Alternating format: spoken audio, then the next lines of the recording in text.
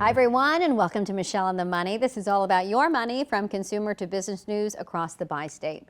We are starting with federal workers. They are no longer getting a paycheck because of the government shutdown. Now, this week was the first time federal workers stopped getting paid. A Senate bill is growing support to pay government workers who are still on the job without a paycheck. But this comes as lines at food banks get longer as many federal workers are struggling to make ends meet. I can't believe I'm here, because you always thought that getting a government job or, a federal job, that's security. Rent, car note, car insurance, student loans, those are not stopping. And as this taping, the bill is still in the air. This after the Senate failed a spending plan for a 12th time. Military members are continuing to work without pay, but one Metro East business is working to ensure that they and their families do not go hungry. Holden Kowicki has the story from Swansea. After serving in the U.S. Air Force for 26 years. I know what it's like when it's, we expect our men and women in the military and their families that when the nation needs them, they come and they answer the call.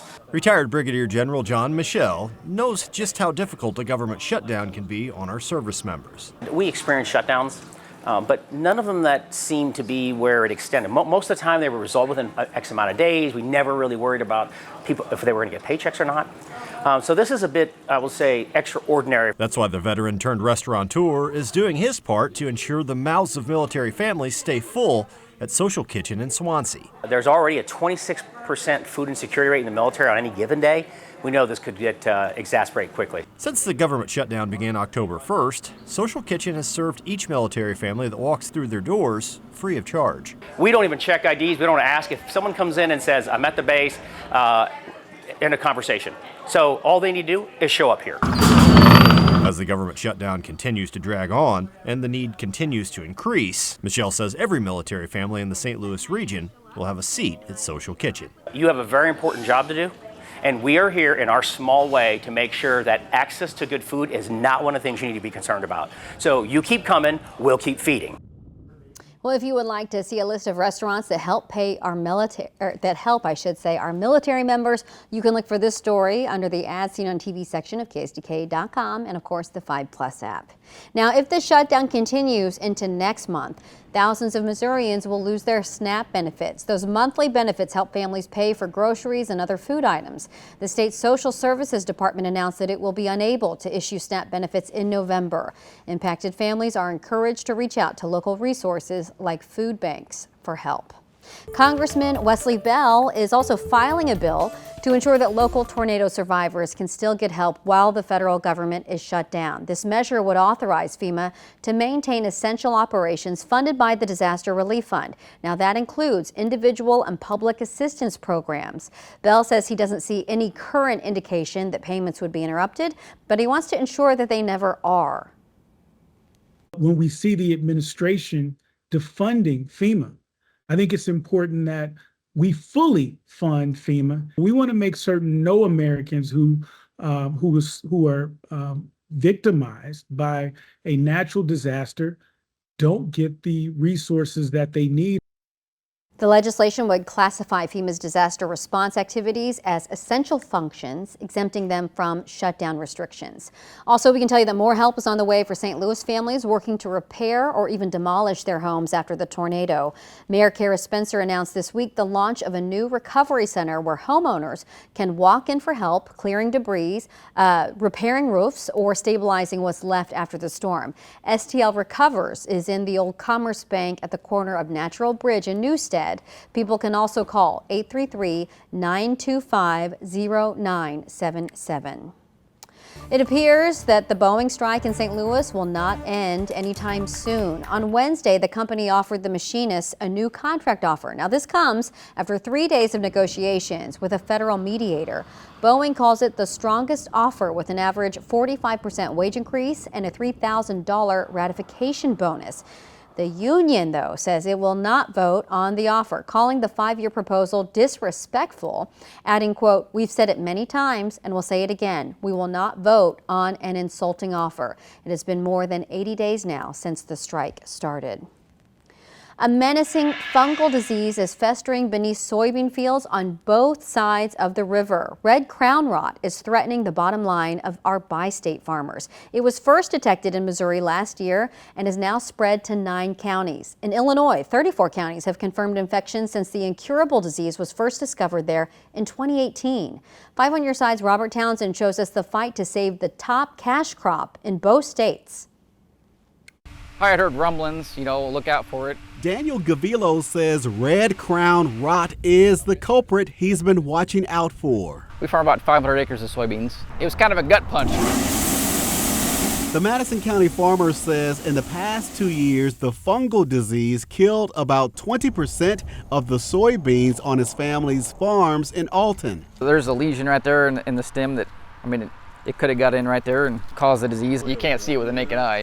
But the signs of red crown rot are there. Summertime's usually the first time you start noticing red crown rot. You see it start in the leaves. The leaves start turning yellow, and then they start necrosis in the leaves.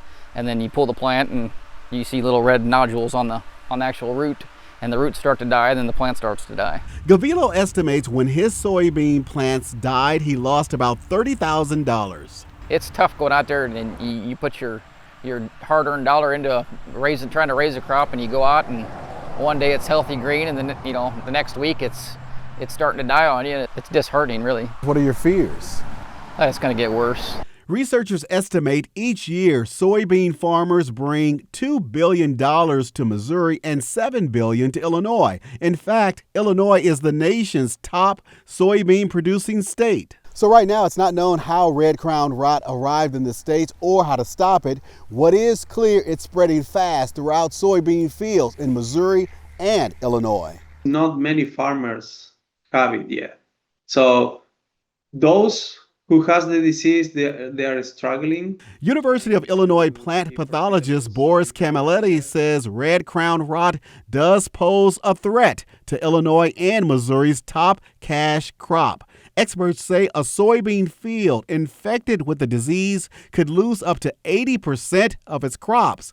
What's more, they say right now the severity of the disease is the highest in Illinois' Metro East counties. Every year, new farmers are reporting the disease. It's very difficult to control. Many factors that we still need to investigate. Experts are also investigating in Missouri. We have really good genetics in soybean, so we've been protected from a lot of diseases. And now we have red crown rot that is showing up. The fields where it is bad, it can be bad.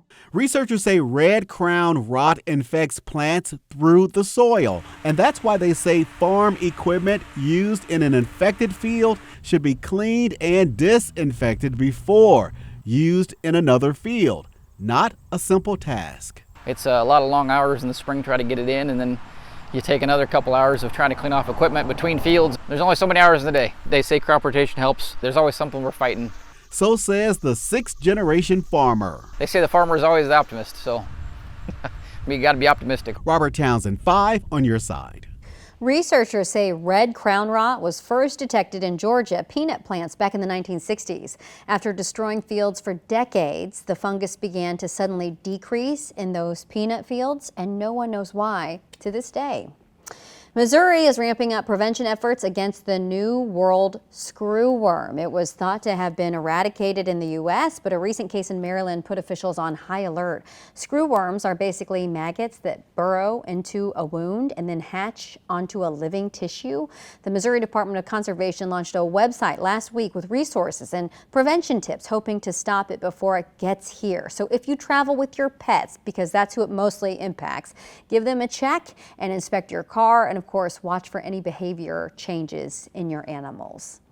Well, if you want to adopt a pet, it is going to cost a lot more money in St. Louis County. Starting October 29th, the cost to adopt a cat or dog will go up from $40 to $80. The County Council approved the increase last week, overriding a veto from County Executive Sam Page. The shelter is dealing with severe overcrowding with nearly 175 dogs in kennels built for just 80. County Health Director Dr. Kanika Cunningham says each day a dog stays there costs about $20. We see this as a public health issue and potentially a public health crisis. With our adoption rates below average, we still have the most animals of anywhere in the region, and we need help finding homes for them, and it's actually costs us more to have animals here for an extra week or two trying to find them a home. The council told the shelter it could reverse the decision if adoptions go down because of these higher rates. So to be continued there. Hundreds of people are now submitting claims for compensation through the Radiation Exposure Compensation Act, also known as RECA. 5 on Your Side's Justina Cornell sat down with one St. Louisan who's navigating the application process, not just for herself, but for her father as well. 24 pages. Page by page. It's a reminder of the pain. Yes. Kristen Camuso 63043 is one of thousands filling out the form for the Radiation Exposure Compensation Act, known as RECA. Growing up, you had no idea about this radioactive waste. Oh no, there was no indication that this radioactive waste was in our community. RECA is for anyone who lived, worked, or attended school in 21 zip codes and developed certain diseases due to radiation exposure from the making of the atomic bomb in St. Louis. Camuso spent time in 5 of those zip codes, even playing in contaminated sites along Coldwater Creek. It was more than a decade ago when health concerns crept in for Camuso. And through a CAT scan, they found that I had a tumor on my left adrenal gland, that I had masses on my ovaries. I needed to have my gallbladder removed. So all those major surgeries. Months later, her throat was sore. And that's when they found out that I had thyroid cancer as well. Camuso underwent another major surgery. Then, recovering in the hospital, she saw the advocacy group Just Moms STL on TV, sharing concerns about the radioactive waste. So it was like this awakening, one, that I could be sick from this, but 2, that my government allowed it to happen to us. When removing her thyroid, she remembered how vital your voice can be. And I remember them saying, it's not likely, but it could happen that, if we accidentally get a vocal cord, that you may not be able to use your voice anymore. And I remember getting ready to roll into my surgery and just recording my voice telling my family I loved them. And then I kind of made a promise to myself that I was going to use this voice as long as I had it to fight for this community. A voice she's now using for herself and her own father. And now my father has also been diagnosed with stage 4 lung cancer that has spread to his brain. And while we're preparing for the worst, we're still hoping for the best. It's looking like it's more months than years. So we really want to get his RECA application in. I really want to get mine in as well. The fight goes beyond family. Her calling includes her community. Now she works for the Missouri Coalition for the Environment. So I'm a policy specialist. I actually was one that kind of did a lot of the research in different health programs and presented it to Senator Hawley. That research played a major role in bringing RECA to the St. Louis region. Now that it's here, she pushes through the pain, knowing each page brings back a bit of power. We've lost a lot of people since the 12 years I've been doing this, but I think it's their memory that keeps driving me. Justina Cornell, 5 on Your Side. Camuso wants to continue expanding the RECA program. The goal is to add more zip codes and extend the program beyond its deadline date. Well, many St. Louis residents are voicing their concerns about a growing mess after the city swapped alley recycling for drop-off sites.